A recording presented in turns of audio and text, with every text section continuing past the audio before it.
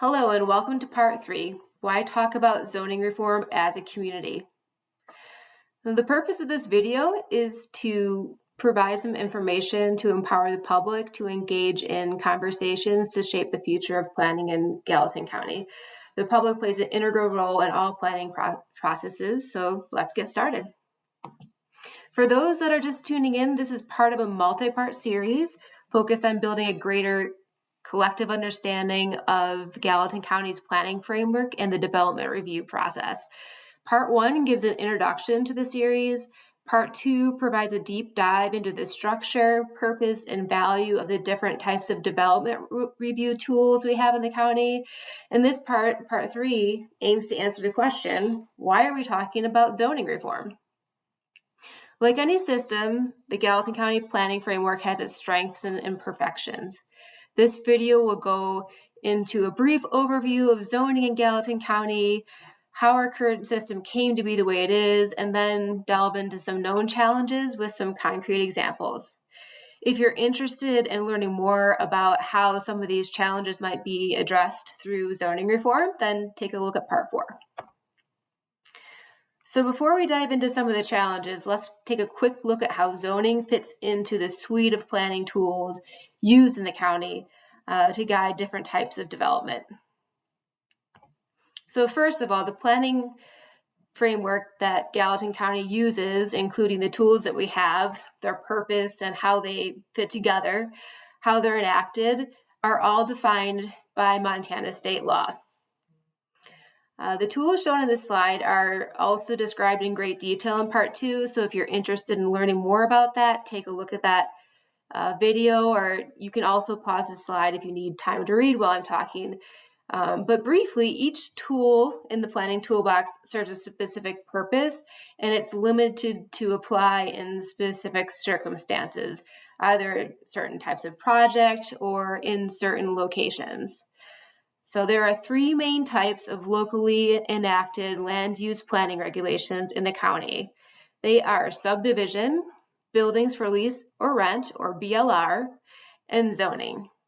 Each one of these serve to minimize the impacts from development or changes in land use on neighboring properties, wildlife, natural resources, agriculture, and more. However, each of these apply for specific types of projects and in specific locations. So subdivision and BLR apply anywhere in the county, but subdivision review only applies to proposals that divide land into smaller parcels.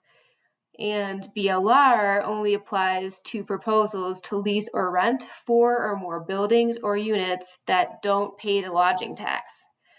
So zoning is unique, and then it provides for a local review of appropriate uses and construction, and it does apply to proposals regardless of whether subdivision or BLR apply.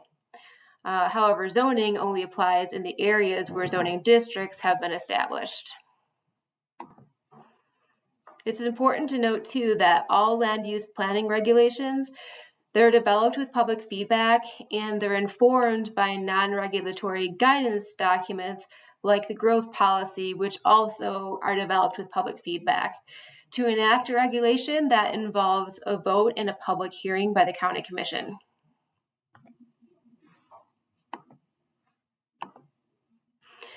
So each of these regulations, they do more than just establish rules to follow. Each provides some specific value for residents and property owners or for the natural environment in the instances where they apply. For example, subdivision and BLR regulations both require a public hearing for the projects that are subject to these regulations.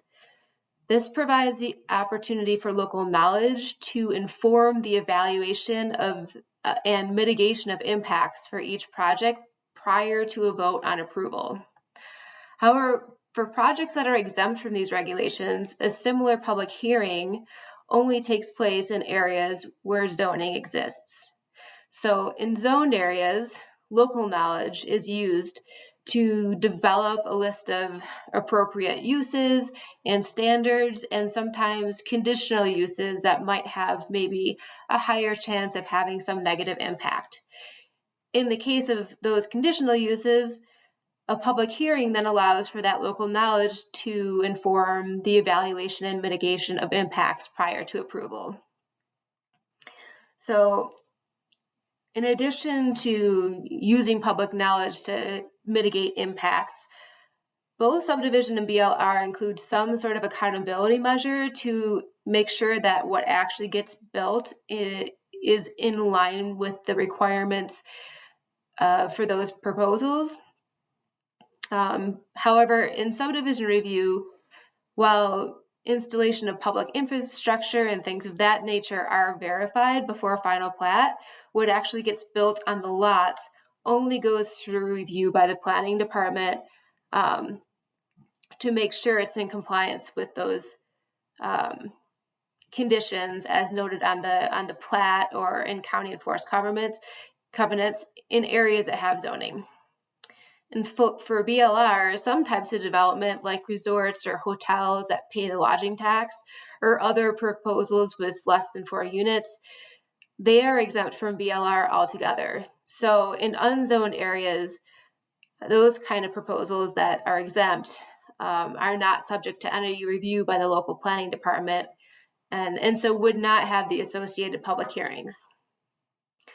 In zoned areas only, regardless of whether subdivision or BLR apply, zoning regulations also provide for a pre-construction review and a post-construction verification by the planning department to ensure that the building, for example, doesn't occur in or get constructed in restricted areas, and make sure it complies with the standards that are established to protect neighboring properties, health and safety, and the natural environment.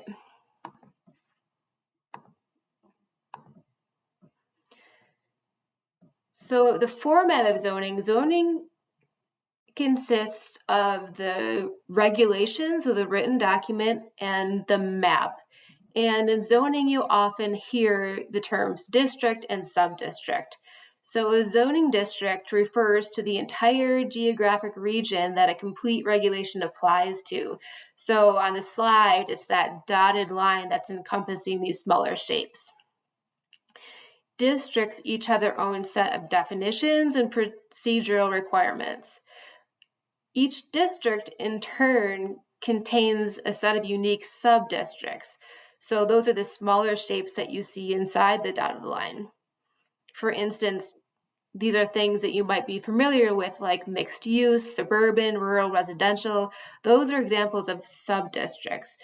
The subdistricts are the part of zoning that is tailored with specific standards and requirements based on locally relevant conditions assigned to specific areas. So generally, the number of zoning districts could be reduced while maintaining the unique subdistricts that reflect the hyper local values.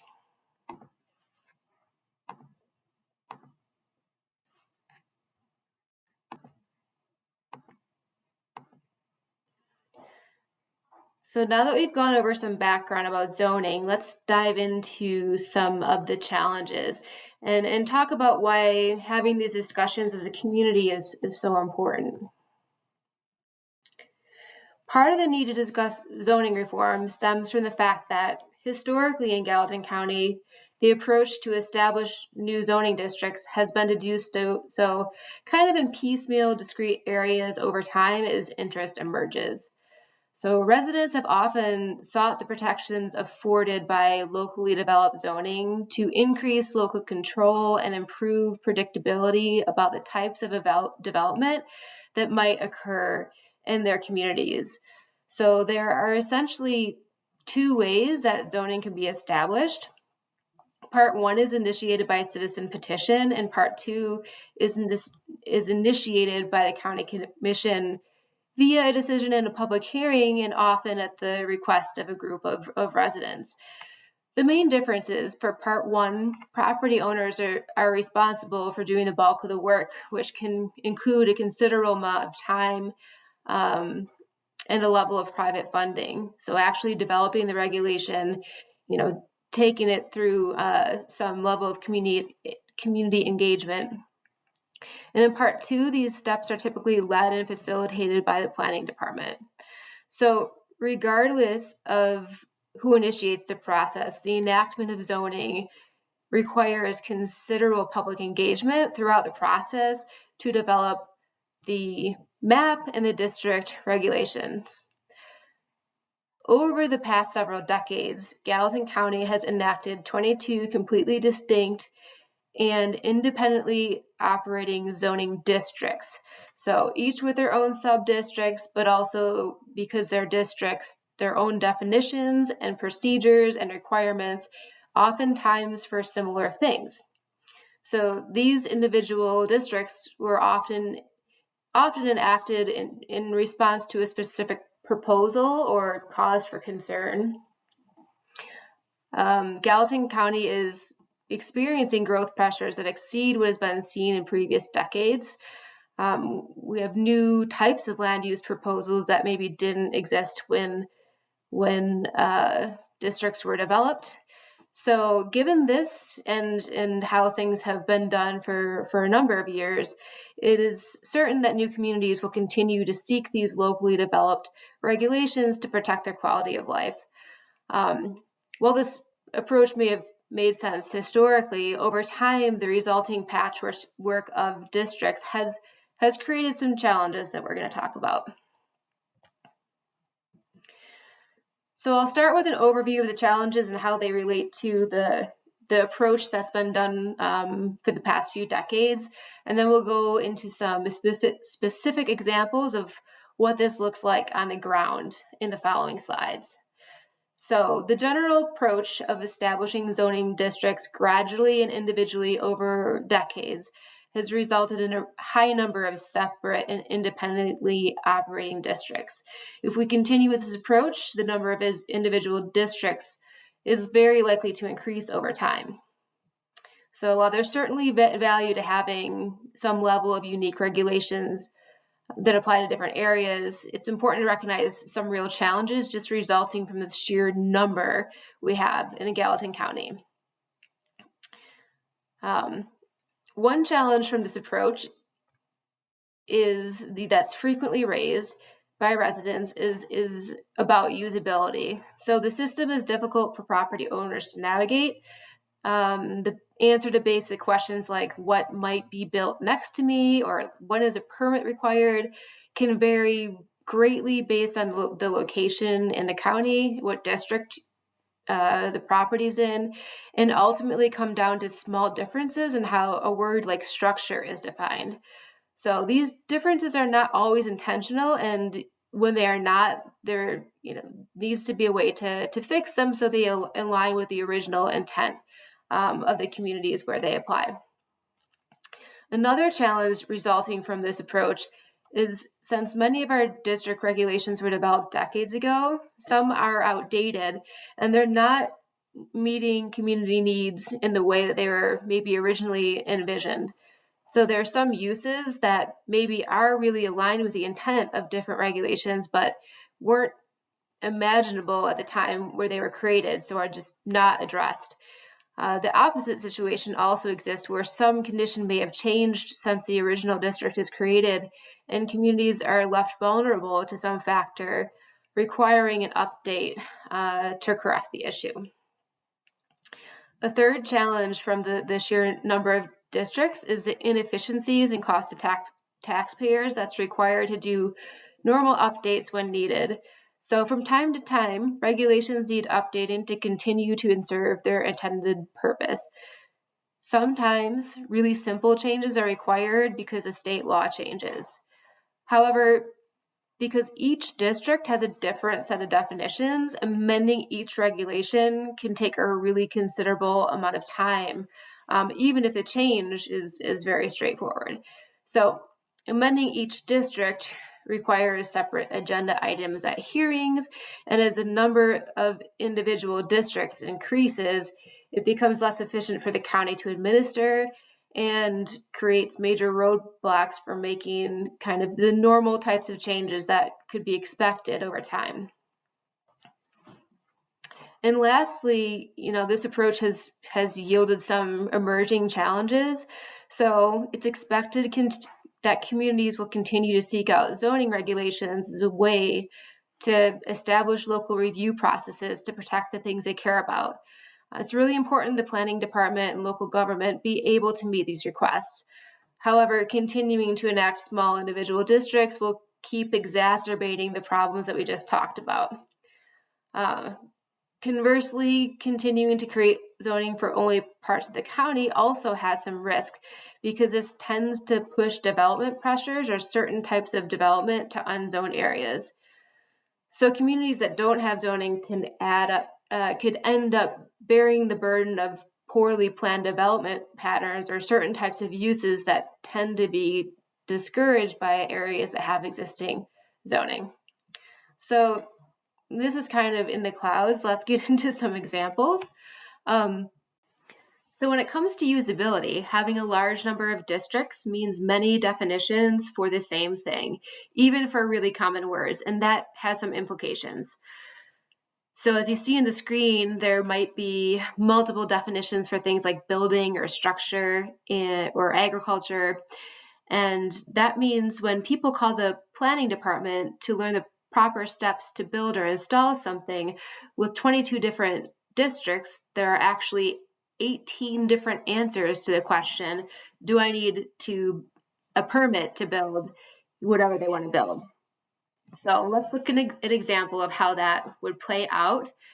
So if someone calls the planning department and wants to know if they need a permit to build something, this example regulation is one that was developed in 1999. It was actually developed by the city of Bozeman, and then Gallatin County now administers it. So the first place you'd look is in the place in the regulation where it says what types of things require a permit. So that's what you see on the screen here. The next thing that you look for is within that language, what are the defined terms? So these might be small for you to see on the screen, but the things highlighted in orange boxes are the defined terms. So buildings has a definition, structures has a definition. You can't guess what those mean. You have to go to the defined terms to understand. And then you would think, is what they're asking, does that fall under one of these definitions? And so the very last step is where you look into the subdistricts and see if something is required or if there are really specific standards that apply to that. So that the part that really is the meat of the zoning, so that the subdistricts which have specific standards to mitigate impacts and protect quality of life is the last piece. Each district having different definitions makes answering, questions that seem really straightforward more complicated than you might imagine.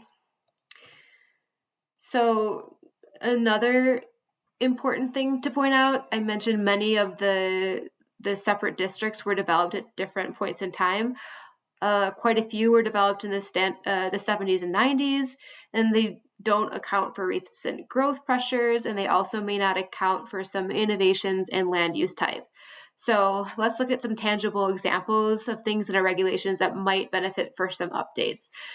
So some regulations contain aesthetic requirements that compromise health and safety. So we do have a regulation on the books that requires wooden siding, which is an aesthetic choice in a high wildfire risk area. So that's putting people at risk. There are some emerging uses that might not have been imagined when the districts were originally developed. And so that might mean that there are barriers to things that are completely consistent with what was originally envisioned when the regulation was written. And that also might mean that there are uses that weren't quite considered but might fall under a certain definition and don't have standards to mitigate their impacts. So examples of some uses that are maybe newer than some of our regulations are things like vertical farming, cooperative housing, agri-hoods, food trucks, renewable energy structures like solar panels, tiny homes, marijuana cultivation, gravel pits, or short-term rentals. So those things may not have been common or may not have existed when the districts were initially created, and so might not be adequately addressed. In addition, some newer forms of housing might be restricted in a way that wasn't in part of the original intent. So, updates could be useful to address some of those out-of-date features. Another thing to keep in mind is that many of our regulations state an intent to protect things like wildlife and agriculture. So it was important enough to name as the intent of the regulation, but they don't contain sufficient provisions to accomplish this, especially in the face of modern growth pressures.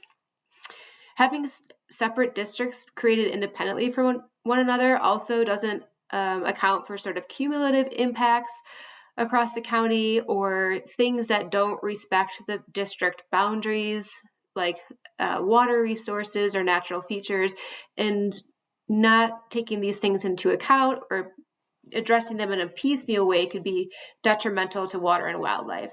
So in short, conditions change over time. Every policy and regulation needs some mechanism to be efficiently updated to continue to meet community needs. And we've got some challenges to that right now. So the sheer number of separate district regulations requires substantial, often duplicative efforts to make needed updates. So making a change, even if simple one, requires a full understanding of all of the different nuances of the definitions and procedures, which vary by regulation. Amending regulations is never an expedient process. So, for example, let's imagine that the state legislator required a single change that needed to be made to all 22 districts. For example, if they said, we need to allow accessory dwelling units in all residential zoning districts. Completing this effort, even though it sounds minor and straightforward, could take several years to complete without diverting staff resources from needed and existing workloads.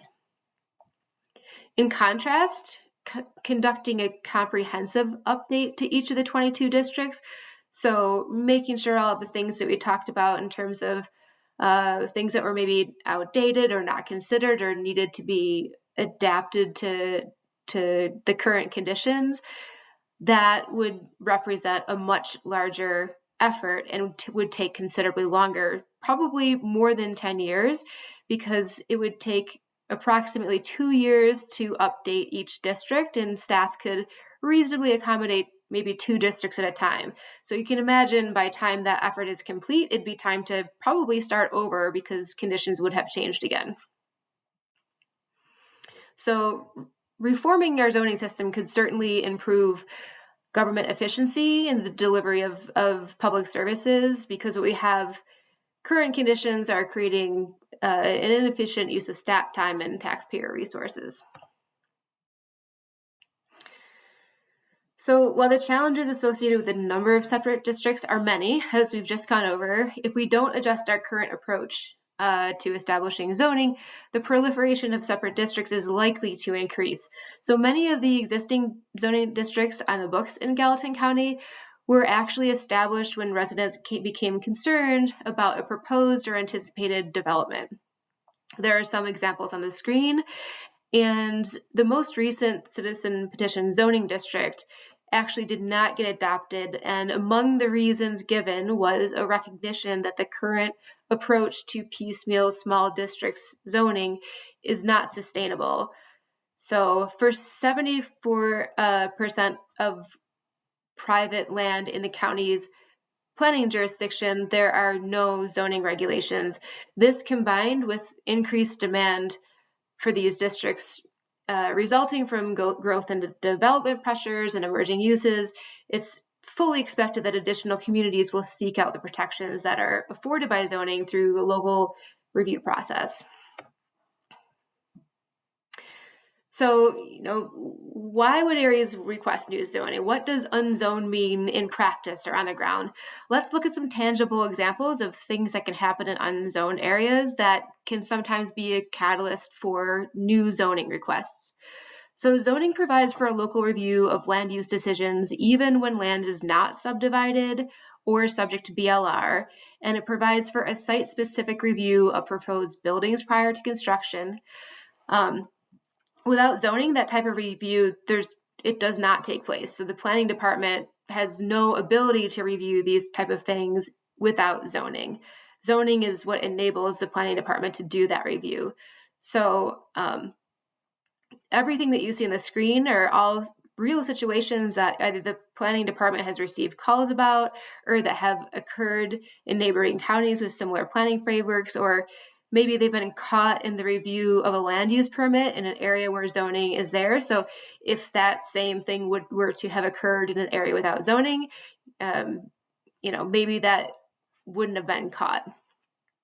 So the lack of pre-construction review in unzoned areas has resulted in structures being built in easements within the floodplain, or even off of an owner's property onto someone else's property, or in open space that was dedicated through a subdivision process. So in some cases, because when a land use permit is required, one of the things the planner does is to check and make sure the size of the house that is associated with the approved septic permit is the same as what's shown on the plan. And so, of course, when people go to, do an addition to their house over time, the same thing happens. You check when a land use permit comes in, you're going to make sure that what's proposed is not exceeding what is allowed by the septic permit. So things of that nature are of value, because without them, the current or future owners of the property or the occupants of the property could be at risk in terms of safety, the risk of property damage.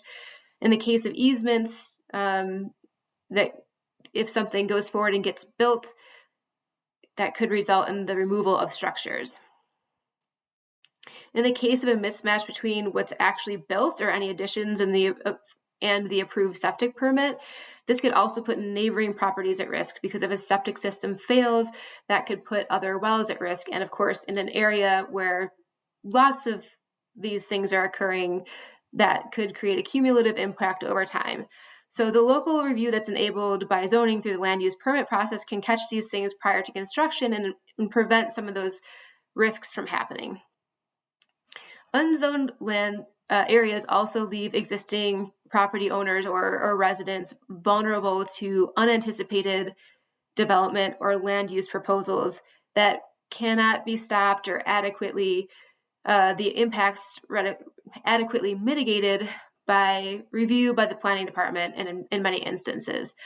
So the planning department frequently receives calls from residents and property owners with a concern about a new facility that has some impacts they didn't expect, whether it's a greenhouse with 24-hour artificial lights that obstructs their view of the night sky, a noisy facility that's built really close to their property line, or even an event space. In many cases, residents have called in hoping for some assistance from the planning department, in order to address some quality of life concern from new development, had actually specifically purchased property because of the lack of zoning. And that just indicates they didn't necessarily fully understand the trade-offs associated with that decision. So without zoning in place, there's no list of established appropriate uses. There's no local review or standards put in place that could serve to mitigate impacts prior to a use starting or prior to construction if you're building something. There's no public hearing process unless a development is subject to buildings or lease or rent or subdivision review. And also, if you are considering buying a property or you live somewhere, there's no way to really answer the question, what might get built in the property next to me or in that field across the street, because there are no uses prescribed by zoning for that. So there's no kind of guardrails on what could be built.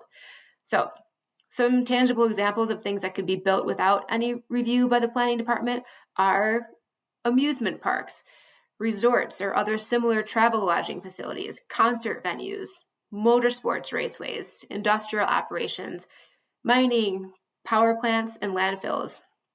So these things would not be subject to subdivision review typically, and they would not be subject to building or lease or rent typically. And so in that case, without zoning, there's not a local review by the planning department for that could serve to mitigate the impacts from any of those items.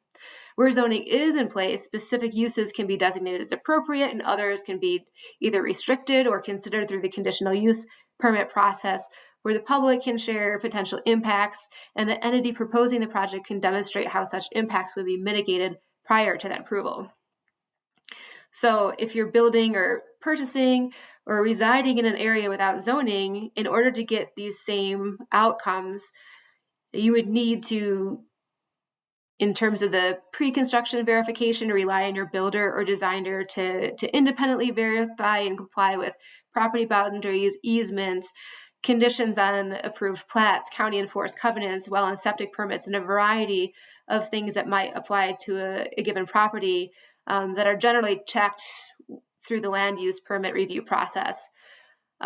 You also would need to trust that your neighbor's builder did so as well, and trust that current and future neighboring property owners will voluntarily consider how to avoid unwanted impacts to the surrounding properties, to wildlife, to natural resources, and act accordingly. There are other challenges that really apply to folks that live in unzoned areas. So we mentioned that many of the districts we currently have were established in response to an unanticipated development proposal. It's important to note that in some cases, that new zoning wasn't able to prevent the original development proposal that inspired it from occurring or otherwise mitigate the impacts. It may have prevented similar things from occurring in the future, but not that original catalyst event. Another issue with this approach is that asking residents to initiate, develop, and do the necessary outreach required to enact new zoning, it really is asking a lot.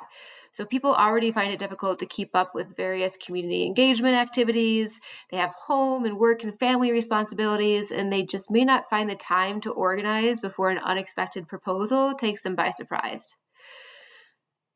Lastly, there are many approaches to zoning, from light touch with minimal standards and permitting requirements to performance-based options that focus on impacts rather than uses, or others that people may seem valuable but just might not be very familiar with. So part 4 of this series will introduce the range and the spectrum of possibilities that zoning reform could involve. So feel free to check that out if you're interested in getting into some of those details. In sum, local planning efforts play a really important role in guiding growth and development in Gallatin County, but there are some real challenges in our framework. Exploring zoning reform opportunities together creates an opportunity to fix some of those problems. So reducing costs to taxpayers by improving efficiency of the administration of our regulations, making sure we're delivering protections afforded by zoning to new areas without exacerbating known issues, being proactive instead of reactive with our land planning, and finding a way to do so that maintains the character of our existing regulations. All of this process involves public feedback, and having these open and honest discussions together is the best way to improve our fairness, predictability, and consistency across our regulations. So, the best way to address any challenges that we've highlighted throughout these series is through open and candid discussions together. To facilitate that, Gallatin County is hosting a series of listening sessions. In the county, we've always benefited from a really highly engaged community that gets involved in land use planning issues and public engagement opportunities. So on your screen, you'll see several dates in February and March. where we will host some listening sessions at the county courthouse. That's 311 West Main Street in the community room. There will also be a virtual option via Zoom for those who prefer to attend virtually. And the format of these listening sessions will really be an opportunity for people to share verbal feedback on their experiences. So we'll start with a brief presentation by the planning department, and then the remainder of the time will be open for public discussion around some guided questions. So join us at any of these listening sessions and let us know what you'd like to see from your local planning framework. I also wanted to point out some important ways to keep in touch and be informed about different efforts going on at the county, including for long-range planning initiatives. So at the top left, you'll see envisiongallatin.com. This is the host site for all of the information about this project and these listening sessions. So go there to find the links for the virtual presentations. You can also sign up for our email listserv at envision@gallatin.mt.gov. There are many ways to keep in touch through social media or by signing up for county newsletters. So feel free to pause this screen and follow whatever platform you prefer.